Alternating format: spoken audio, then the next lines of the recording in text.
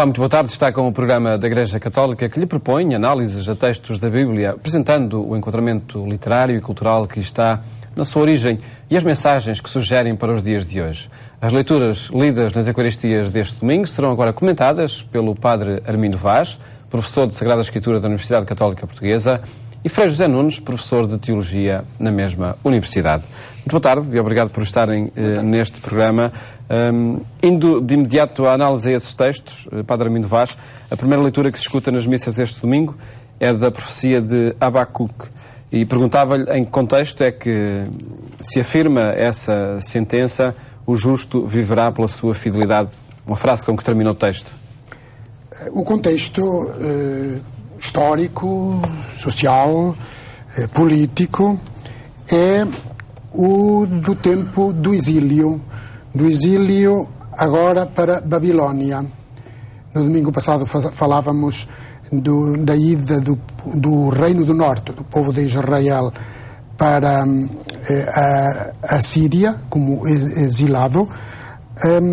No tempo de Abacuque estava em cena o exílio do povo do reino de Judá, Reino do Sul, para Babilónia, por obra do imperador Nabucodonosor. Abacuque é do tempo do profeta Jeremias. Portanto, vivem a mesma situação política e social e religiosa. E como Jeremias, também Abacuque sentia muito as profundas dissensões, divisões, corrupções, fraude sobre fraude de Jeremias, injustiças, violências no povo de Israel, entre aqueles que tinham ficado sem ir para o desterro de Babilónia. Ora, perante isso, então, o profeta Abacuque faz oração, sentindo mais uma vez que era incapaz de resolver aquela situação só ao nível do humano, dirige-se a Deus em oração, numa oração vibrante, uma oração muito viva, quase dramática, em que ele se põe com toda a sinceridade diante de Deus, interrogando-o: chamarei por vós e não me ouvis, Senhor? Clamarei contra a violência e não enviais a salvação? Adianta alguma coisa eu rezar, eu dirigir-me a ti? O que é que fazes? Estás de ouvidos surdos? Não ouves? Ou seja, isto pressupõe que a fé bíblica no povo de Israel via em Deus uma pessoa capaz de ouvir e capaz de falar às pessoas, uma pessoa a quem o ser humano se poderia dirigir, uma pessoa com quem se podia estabelecer um diálogo franco. Portanto, uma pessoa para a pessoa. Mas para concretizar também os muitos pedidos que, por certo, eram apresentados em oração? Com certeza. E então aí temos que entender em que medida é que a oração seria eficaz. Ainda hoje, na oração cristã, nós pensamos que a oração é eficaz quando obtemos literalmente, materialmente, tudo aquilo que pedimos a Deus.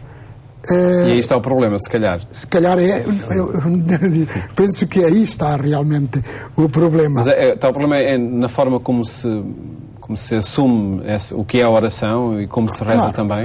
Está na forma como entendemos a oração e como entendemos a resposta de Deus aos nossos pedidos. Porque Deus pode responder às nossas súplicas, à nossa oração de petição, mesmo que não satisfaça os nossos anseios, a nossa vontade a nível do material e do físico. Ele pode satisfazer o nosso pedido dando sentido àquela realidade sobre a qual ou pela qual nós pedimos diante de Deus. Ele chama, o profeta aqui também chama a atenção que o importante não é ver satisfeita a petição que dirigimos a Deus.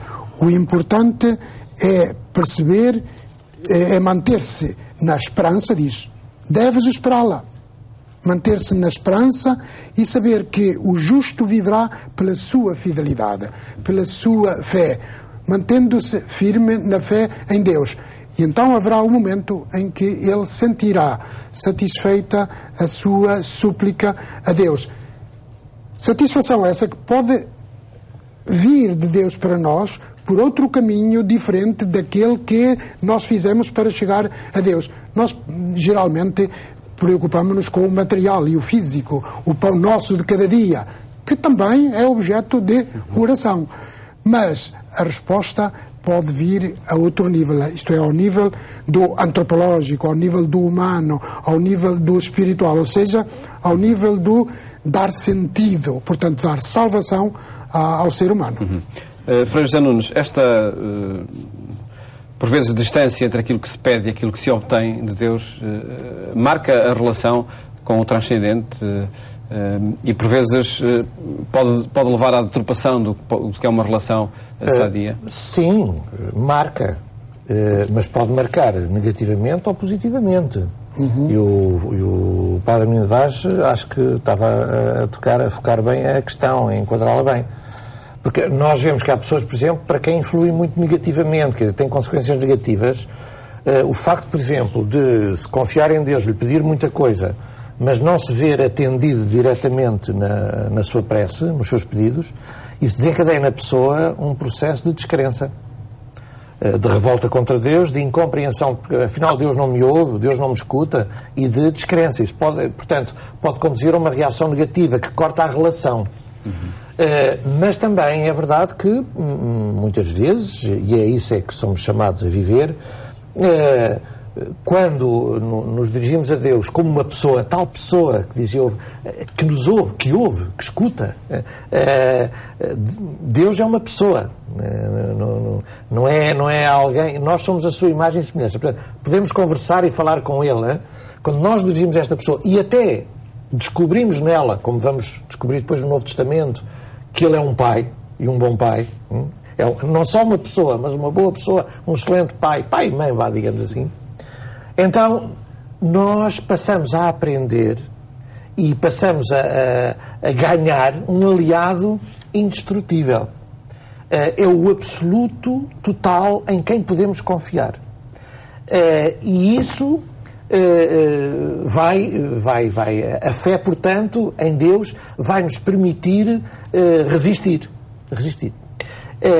E mesmo que não tenhamos as respostas diretas, materiais, aos pedidos que façamos, nós não só conseguimos resistir, porque confiamos e nos abandonamos em esse Deus, como acabamos por descobrir sentido positivo nessa relação, mesmo não obtendo diretamente aquilo que pedíamos. E então descobrimos que Deus, afinal, nos dá outras coisas, ou nos dá de outra maneira. Então, isto é como que as coisas...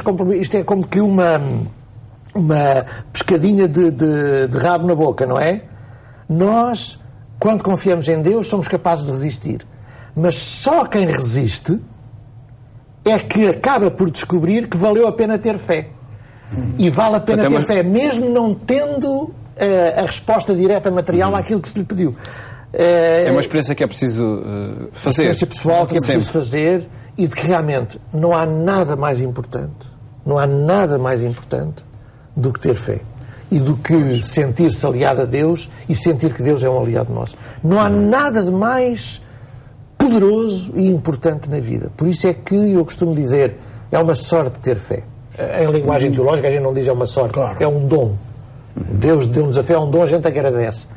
Mas em linguagem assim popular, isto é mesmo uma sorte. Ter fé é uma sorte. Mas quer isso dizer que é só para alguns? Não, quer dizer, Deus concede os seus dons, as suas graças a toda a gente, uns de uma maneira, outros de outra. Quando temos fé, nós dizemos, muita sorte, graças a Deus, porque realmente isto dá sentido à minha vida. Eu encontrei a coisa mais forte, mais poderosa para a minha vida, não é? Mas acredito que seja preciso fazer por isso, não? Claro, exatamente.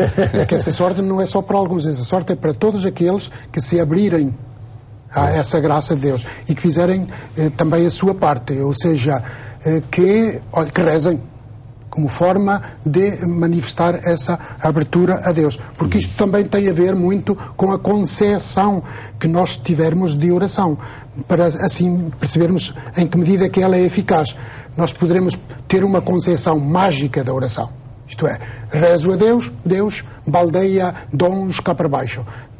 A oração tem também a força de me comprometer naquilo que eu peço a Deus.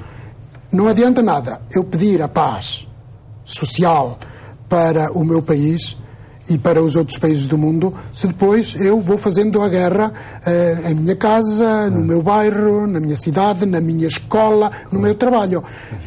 Quando eu peço pela paz, por exemplo, oficialmente na liturgia da Igreja, quando pedimos pela paz, então isso significa que nós temos que nos comprometer a fazer a paz. E temos hoje o exemplo de São Francisco, que acredito ajude muito, porque é um exemplo, enfim, é uma história pessoal, é um percurso pessoal que o próprio percorreu e que vai sendo recriado por muitos, também pelo Papa Francisco. Pelo Papa Francisco, na sua belíssima oração, onde ele diz: onde houver ódio, que eu ponha o amor, e onde houver guerra, que eu ponha a paz. Então, nessa altura, a oração é eficaz. Alguém poderá dizer assim: bom, mas então isso já não depende de Deus, depende de mim. Sou eu que faço a paz. Não, Deus quer a paz. Mas como diz São Francisco, mas Senhor, tenho que fazer um instrumento da tua paz. Exatamente. Então, tenho que contribuir. São Francisco é essa, quer dizer, Deus quer a paz, mas quer que nós sejamos os instrumentos da sua paz. Deus só pode agir através de mediadores, não outra maneira, porque ele é transcendente, não é? É espírito. Então precisa de nós. E temos de passar à análise de um outro texto, o texto do Evangelho, que é do Evangelista Lucas, no capítulo 17. Perguntava-lhe, Padre Armindo, em que contexto é que precisamente os apóstolos dizem aumenta a nossa fé, ou pedem, não é?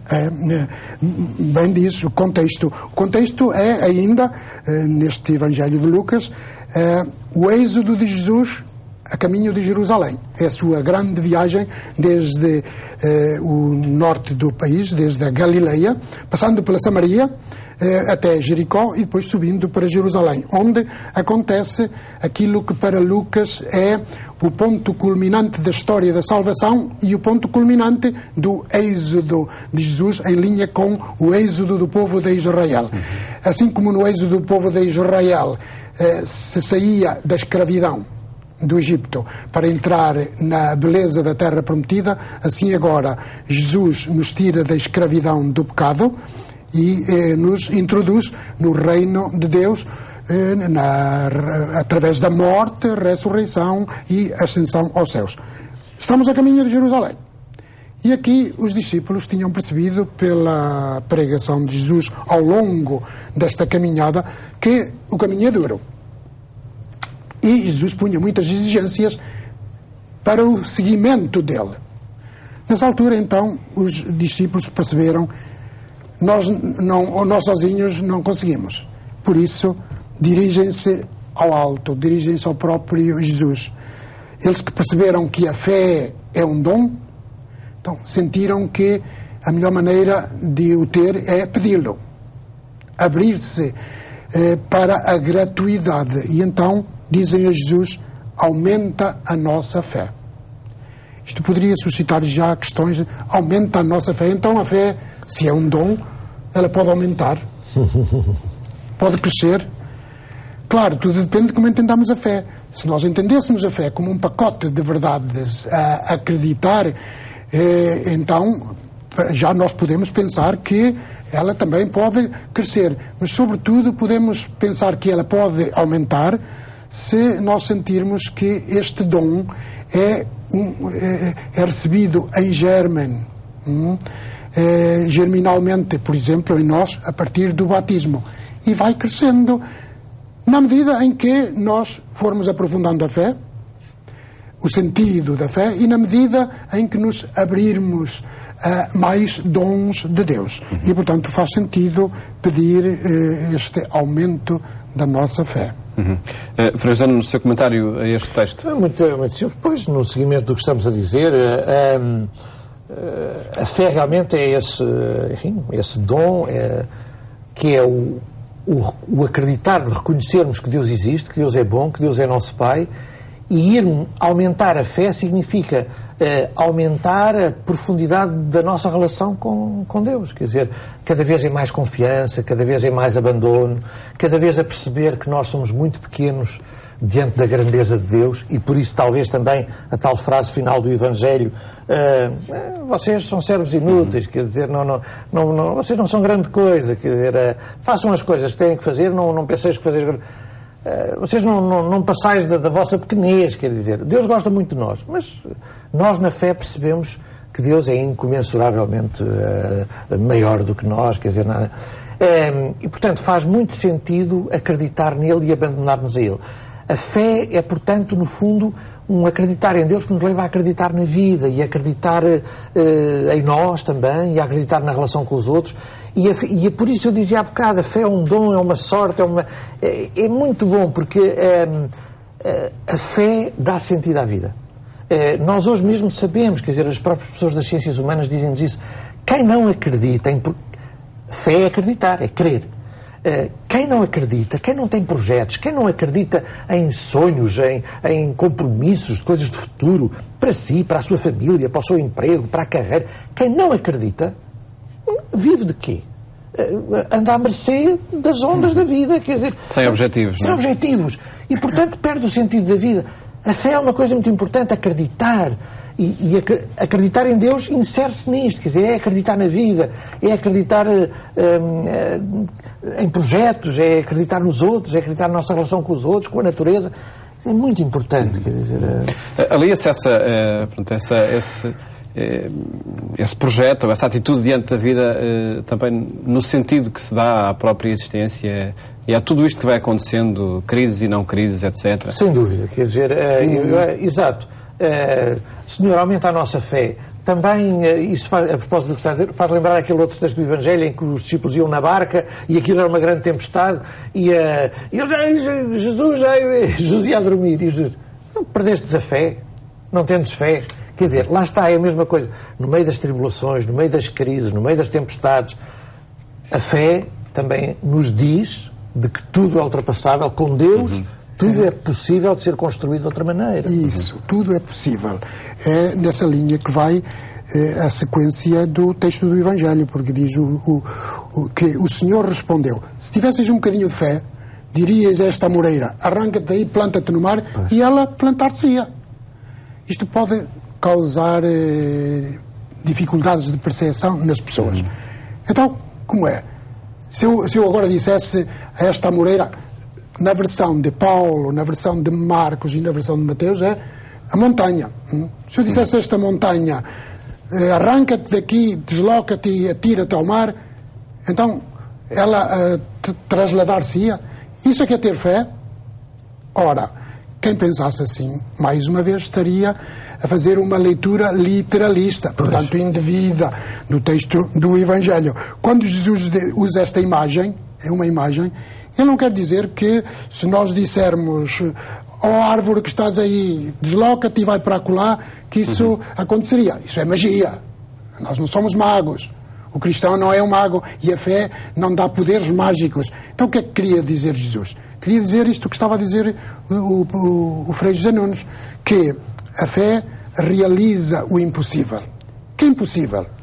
Por exemplo, pensar que eu sou incapaz de sair da droga, eu sou incapaz de sair desta situação de alcoólico, eu sou incapaz de sair desta situação de inimizade, de ódio inveterado, por exemplo, entre os meus concidadãos amigos ou mesmo numa família. É impossível. É impossível eu ultrapassar esta situação de rancor, por exemplo. Rancor, azedume, por vezes no seio de uma família, entre membros da mesma família. É impossível, não há hipótese. Ou sair de uma situação de violência. Ora, Jesus diz, se tivesseis fé, sairias dessa situação. Como? Claro, então nessa altura temos que ser consequentes com a fé. A fé não é acreditar num montão de verdades. A fé é aderir a uma pessoa. Fé significa adesão. não é um acto intelectual, é um acto existencial, é um acto do coração. Significa aderir a quem? À pessoa de Jesus e ao seu projeto de vida, à sua proposta de vida. Ora, essa proposta de vida é de amor, claro, de harmonia, de amizade das pessoas uns com os outros. Então, se aderires, tu ultrapassas e consegues o impossível. E por isso, fazendo já ligação à outra leitura que falta, não há que nos envergonharmos de ter fé nem deste projeto. Nada, o São é Paulo a afirmação de São Paulo. Não tem vergonhas. Não tem vergonhas de Nosso Senhor Jesus Cristo. Não tem vergonhas do Evangelho. É que nós não temos nada realmente que nos envergonhar da fé, claro, nem que nos envergonhar do Evangelho, nem de ser cristãos. Pelo contrário, estar orgulhosos, exatamente. Embora essa experiência muitas vezes a tenhamos, porque na nossa cultura o cristianismo também, enfim, passou a ser um pouco mal visto por muitas pessoas, ou como qualquer coisa de atrasado. A gente vê um aluno na escola, não gosta muito diante dos companheiros de dizer que é cristão. A gente vê uma pessoa no seu local de trabalho, não é muito facilmente que se confessa cristão. Não é preciso andar a fazer propaganda, mas há como que um certo pudor, quase uma certa vergonha de se dizer cristão. O que não se justifica realmente, quer dizer, porque não há nada de mais belo que o Evangelho. Não é que a gente o viva, nós não somos mais santos do que os ateus, não é isso. Só que nós conhecemos a coisa mais bela que existe, da qual não temos que nos envergonhar. E a Igreja realmente no mundo teria essa tarefa, quer dizer, de anunciar com todo o vigor, toda a força, sem vergonhas. Não é com armas na mão, mas é com a força, a arma do Evangelho, que é a coisa mais bela que existe. Portanto, não há motivo para ter vergonha de o anunciar ao mundo, não é? Infelizmente, o nosso tempo é que já chegou ao fim. Aqui, em cada sexta-feira, anunciámos precisamente esse Evangelho. Voltamos de hoje a 8 dias com essa mensagem dos textos da Bíblia. Agradeço terem estado aqui no programa Eclésia, onde apresentámos os desafios que os textos da Bíblia sugerem para os tempos atuais. Votos de bom domingo, ótimo fim de semana. Até a próxima segunda-feira, se Deus quiser.